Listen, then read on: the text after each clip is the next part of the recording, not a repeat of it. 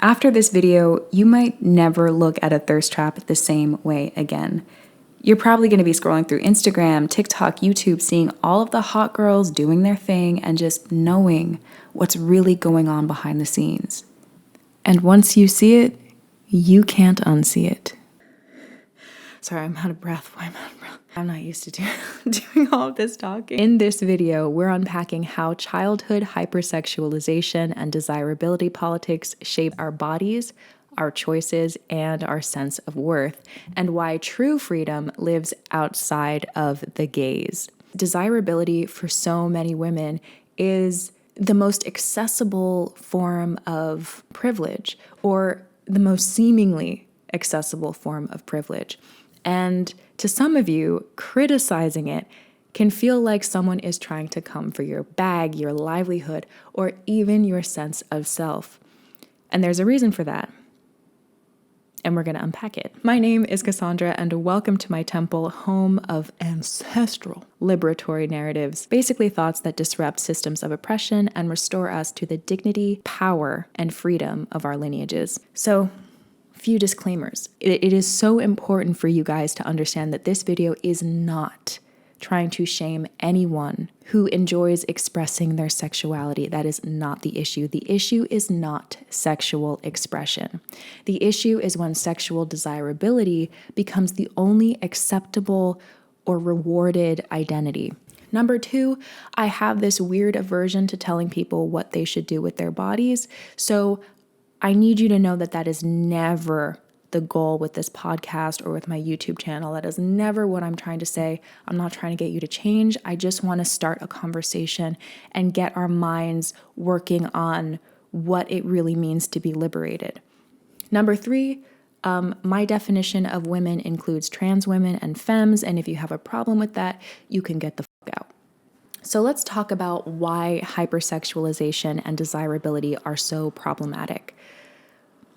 Okay, so we're sold the idea that cultivating and performing sexual desirability is an expression of liberation, when really, oftentimes, it is an attempt at survival, safety, and security. Sorry, I'm just breathing again. So desirability is sold as the most attainable form of power for women. So even if you're not considered desirable by the dominant beauty standards, you're sold the idea that you can buy your way to it with makeup, body modification, surgery, hair, or curated aesthetics.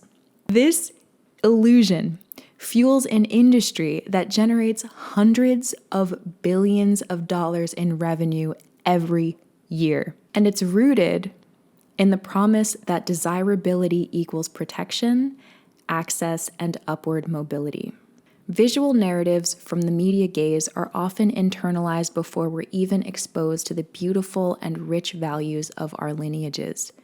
So before we even know who we are chasing someone else's idea of desirability. The media gaze teaches us to shapeshift before we ever learn to just be.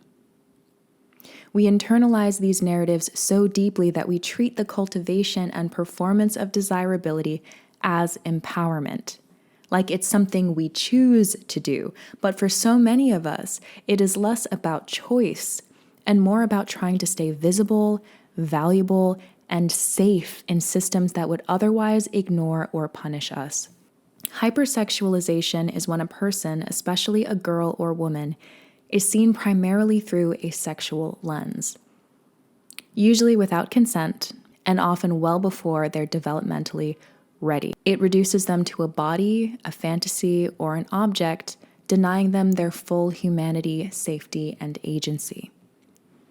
And for those of us who were sexualized as children by media, adults, or social feedback, we begin to monitor ourselves constantly, hyper-focusing on ourselves through the hypersexualized gaze. A lot of hypersexualization starts as a child. It started for me when I was too young to understand what was going on. I was exposed to images like we all were, rap videos of the early 2000s. We are shaped by the visuals that we see.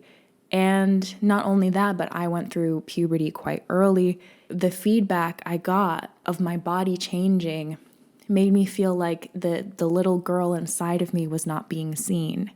It was my body that was being seen. When you're a child and you're being hypersexualized, you don't have those words available to you. You don't know what hypersexualization is. You're just moving in the world with people reacting to you in a whole bunch of different ways, and people's focus on your body, not only your body, but other women's bodies, what we're seeing in the media, it all causes you to focus on yourself in a different way. I know a lot of other people out there have been hypersexualized, and because of that, we now have this sense of self or this fragmented identity that we end up pushing to the forefront. And that can be a conscious choice, but for a lot of us, it is not a conscious choice. It is basically the only form of visibility we have ever known. What it oftentimes does is it makes us neglect and abandon other parts of ourselves that also want to be seen. So when we're hyper-focusing and hyper-sexualizing ourselves, there is always going to be parts of ourselves that are abandoned and neglected. And that was the work that I've been doing, and that's why I've been so late with this video. And over time, we start presenting and projecting sexuality as a shield, a tool, a way to feel in control. And while that performance may look like confidence, it often masks deeper wounds, shame, disconnection, and grief for the innocence that was taken too soon. When we're taught that being wanted is the only way to be safe, we start to confuse visibility with value. But being seen is not the same as being liberated, especially when that visibility comes with rules, conditions, and consequences. For example, when children start to mimic what they see, the hypersexualization of women, basically what the culture tells them is beautiful, powerful, or worthy, they're met with shame. They get labeled too grown, fast, or inappropriate for simply reflecting the messages they've absorbed since they were little. The shame and rejection they experience pushes them further to perform sexuality for survival, attention, and approval.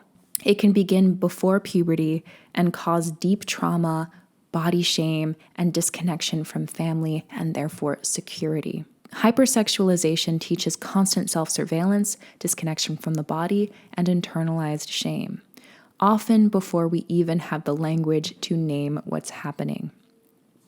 Dr. Monique Morris in Push Out explains how this dynamic especially affects Black girls in the US, but it also mirrors patterns around the world, where marginalized girls are criminalized for their responses to trauma. Quote, "Girls don't wake up one day and decide to be grown. They respond to what's been projected onto them." The APA Task Force on the Sexualization of Girls found that early exposure to sexualization, especially in media, is linked to increased depression, body shame and eating disorders, and the internal belief that worth equals appearance or sexual appeal. For many girls and women, being sexualized is the loudest or only form of visibility they've ever known. It becomes the only way to be noticed, valued, or remembered, especially in environments where they're otherwise ignored or erased. Desirability does not equal liberation. Being seen as desirable is not the same as being safe, free, or empowered. Desirability is often defined by systems that were built neither for our ancestors nor for us. I'm sorry to the people just listening. Desirability politics tell marginalized children that if they look a certain way, they'll be protected, accepted, or valued. But desirability is a fragile and conditional privilege. Conditional privilege is given to you by oppressive systems in exchange for proximity to their ideals of beauty, whiteness, thinness, hair texture, youth, masculinity, wealth. And what they give, they can take back. Desirability privilege can disappear with age, weight, disability, or simply no longer conforming to the beauty standards or gender roles. Liberation is the state of being free, not just individually, but collectively, from systems of oppression, domination, and imposed identity. It's not about fitting in. It's not about being accepted by your oppressors. It's about reclaiming your wholeness, your choices, your dignity on your own terms with your own people. Liberation says you are worthy of love, safety, and security even when you're not desired by your oppressor. You deserve love, gentleness, and compassion and belonging whether you conform to the standard or not. Your power doesn't come from how the world sees you, but from how you see yourself and how your community holds you.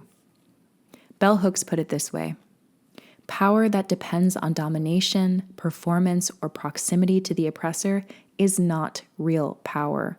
It's a leash dressed as a crown. So, desirability is not the same as dignity, because dignity cannot be taken away from you. Poor and marginalized people deserve unconditional safety, joy, and care. We deserve more than being seen. We deserve to be known, protected, and free.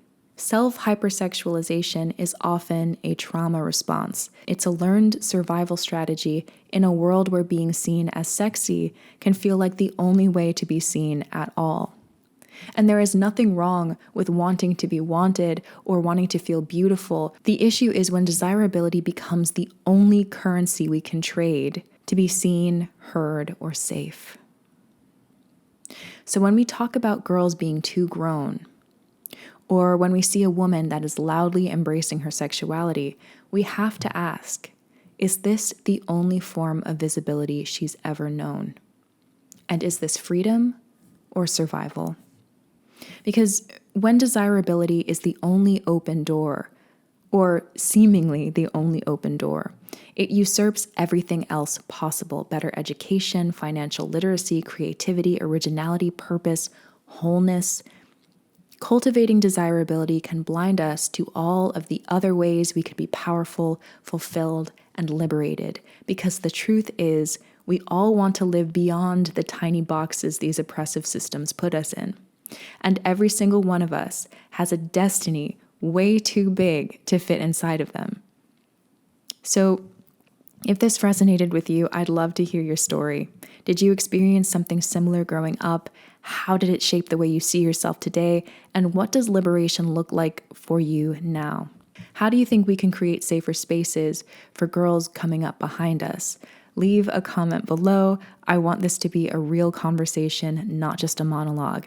And if you think this video could help someone you love, especially a marginalized woman or girl, please send it to them. Share, post, pass it on, and of course, like the video and subscribe if you haven't already, and hit that little bell so you don't miss the next one.